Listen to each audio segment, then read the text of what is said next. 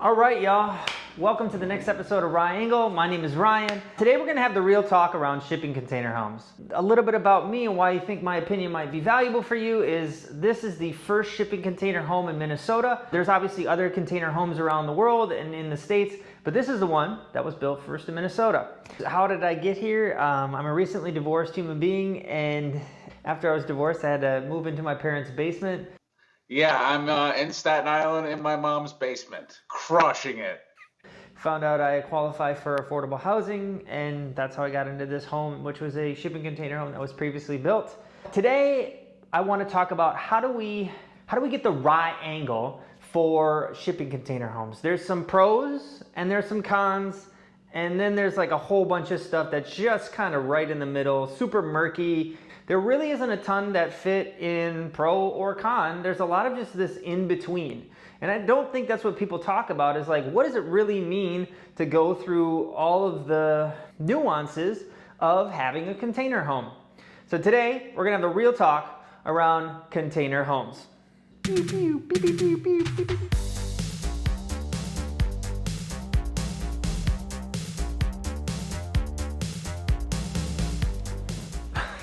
Pew.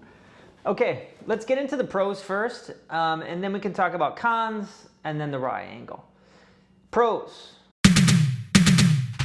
There's only a couple that I think are distinctly and clearly pros of getting a container to build your homes. The one is that they're highly available. I'm available, by the way. Oh, okay, well, I'm not. They're all over the place. You can get a container home from just about anywhere in the country because there's a lot of them. They're accessible. So that's great. There are quite a few available for you. The other thing too is that they are versatile. You could build so much different types of homes with a shipping container. You can reconfigure them, you can stack them, you can, do tons of different stuff. You could have modular type of builds, so you could build multiple apartments if you wanted. There's so many different things that you could creatively use container homes. I think that the fact that they're super available and they're really versatile makes it a really great material to work with. So there's that. Those are the pros. Just two. Cons.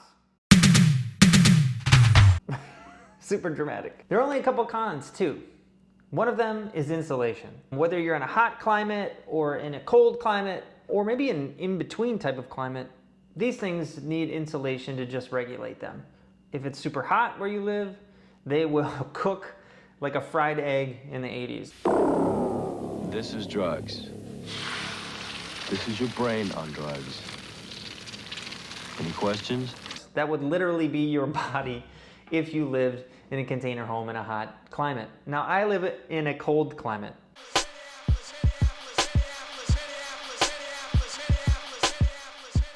The average temperature, I think this last month, was either 11 or negative 11. I have to look at the bill, but I'm gonna show it on the screen so you can see it. It was so cold in my home, and for reference, I have giant 60-inch windows and huge patio doors, which you saw in the intro. I have two different patios, so these are just basically huge holes in my house that just let out hot air. I could plastic all of them, but I didn't do that this year, and it's not a look that I'm hoping to do, but my bill is outrageous. I spent $400 on my electric bill this month, and I was shocked because this is the first month that I've had a full electric bill. So the insulation in this home, while it's good, which is spray foam, it is pretty dramatic how much I have to pay just to keep functioning in this. Even with good insulation in this home, it's up to code. It just isn't really working for me fully. So that's some things to know, is that it's not like it's cold in my house. I'm just paying a ton of money to keep it warm. And then con number two, building these container homes, there's certain limitations to the dimensions of this. And I kind of wish I could show you maybe I'll get some B-roll of this room.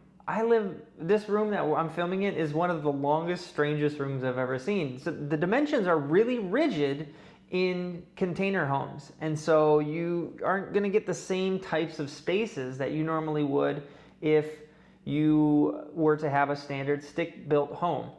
This room is 7 feet wide, 18 feet long. So 7 feet wide, 18 feet long, which means it's just a tube of a room. It's not a bad room, it's just kind of cool. it is irregular in the sense that it doesn't fit the standard size room. So keep that in mind when you're thinking about building container homes, is that you're gonna get some rigid limitations with what you can build inside of that space. So that's the two cons. Now, I really wanna get into the Rye Angle. This is the nuance, the murky space that I think is important for you to know to be able to bring your full wisdom in making decisions if you want to do a container home. So let's get into the Rye Angle.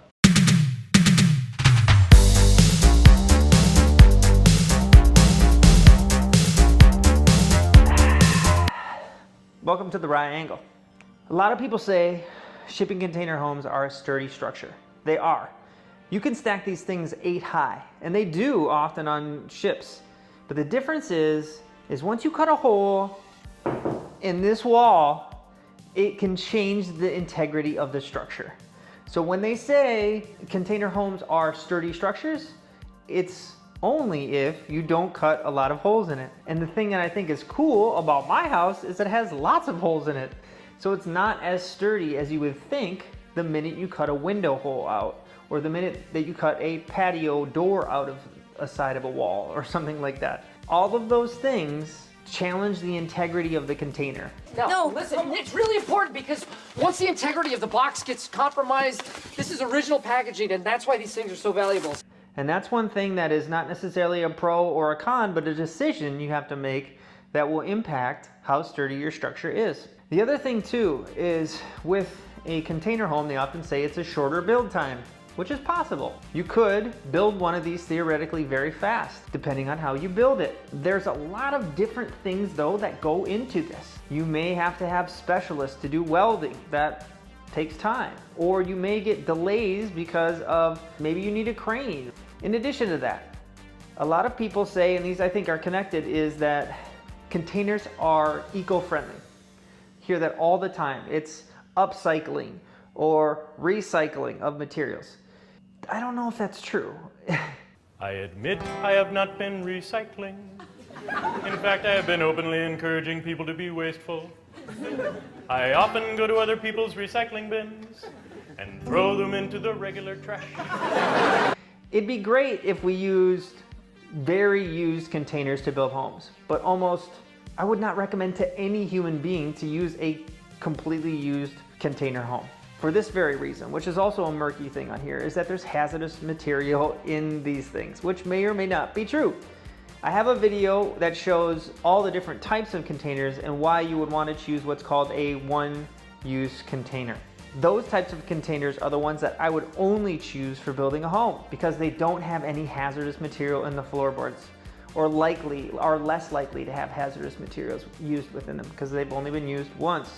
And so when people say they're eco-friendly or they, might have hazardous material in them, it's because we're talking about a one-use container. If it's only been used once, it's basically a brand new container that was built. You're not recycling anything. It's not really lowering your carbon footprint a ton, if I think about it. So that's a murky place.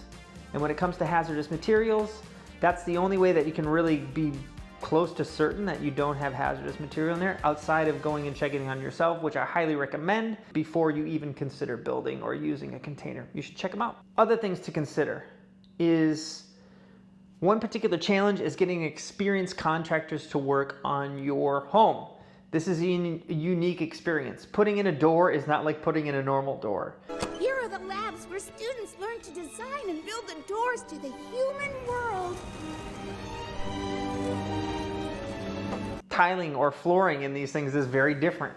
All the little crinkles in the container make it unique in terms of how you have to do insulation, how you do electrical, how you do flooring, how you do framing. All of that, gives particular challenges for contractors who work with it. This home being the first in Minnesota, there is no one I can call who has experience with this. There's only one person in the state who's really done this on a contractor level. So it's going to cost more potentially, and it could take more time for people to actually give you solutions. There's also going to be ways that your home isn't very normal. There's unique things about my home that I'm finding out all the time. I'll give you an example. Actually, it was Christmas Eve. I hear this noise on the roof. When out on the lawn, there rose such a clatter. I sprang from my bed to see what was the matter. I sprang from my bed. Fuck. And I was like, oh, I have a steel roof, maybe some ice is falling or something like that.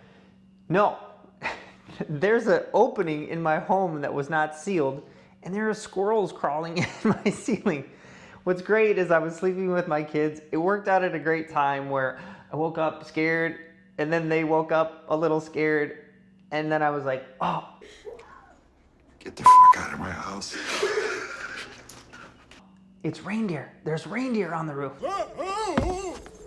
Hey, buddy. All right. Woohoo. You should just stay still. So there are unique things like reindeers on your roof that you have to be prepared for or accept that are going to be unique about your home. The other thing too is site challenges.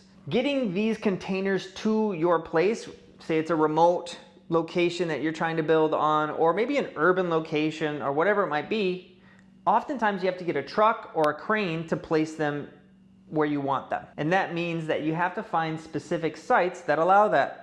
That doesn't work for every piece of property. That doesn't work for every piece of land, and it doesn't work for every home. So that's some things to consider that are a little bit murky and unique to each situation, but it can provide a challenge for folks who haven't considered it. So think about it. And then the last thing I'll say, and I've spoke about this in another video, is permitting. Not every place will allow you to build this type of home, and there are restrictions, and some folks are more open to it versus others. You can go to certain states, and there's a ton of them. Like I was talking to a friend in Florida, there's many of them built there. Minnesota, not so much, it's a new thing. So find out what your local permitting and zoning laws are before you consider building one of these homes, because you could be down a rabbit hole in terms of finances before you understand that these homes might not be allowed where you live. So that is the Rye Angle for today. And I want to ask you to like, subscribe, hit the bell if you like this content. I want to create more for you. I want you to be a part of this journey with me as we start to explore what container homes are about, and also how do we advance ourselves in sort of a financial freedom type of way. Is that a bigger pockets thing? I just want to get well, but I also kind of want to be wealthy too. So like I want wellness, but I also want to get wealthy. Wealthy, I just want to get W-E-L-L-T-H-Y. I want to get wealthy. So like, subscribe, hit the bell. Let's get wealthy together. That was a long way to say that, but I'll see you next time.